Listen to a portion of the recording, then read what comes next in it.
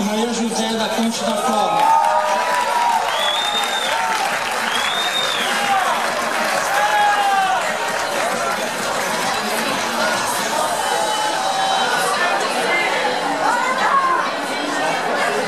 Quinta colocada foi a atleta de número 34, Alvânia Cuesta, da Espaço Body Fitness.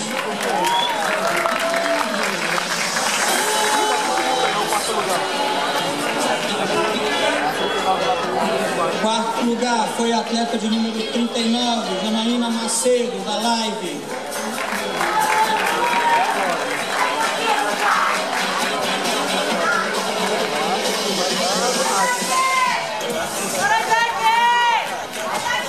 A terceira colocada foi a atleta de número 37, Jaqueline Shoa, da Profit.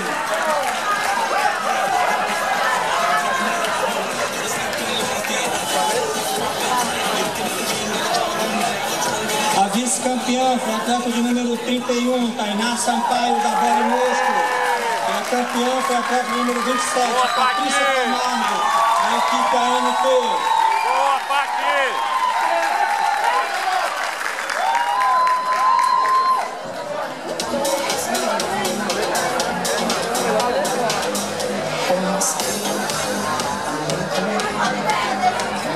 Entrega dos kits das meninas.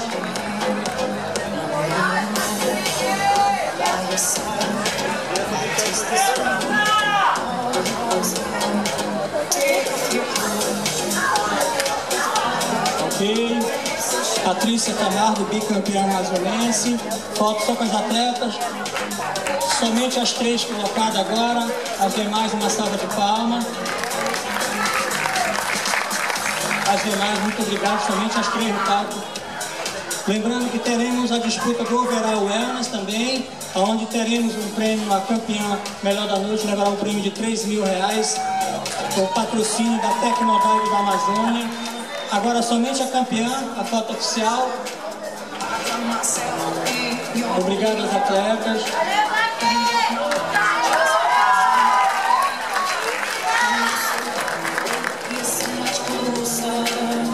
Lembrando que a atleta Patrícia Camargo também é uma atleta do estado de Rondônia, Ji-Paraná, afiliada pelo Amazonas.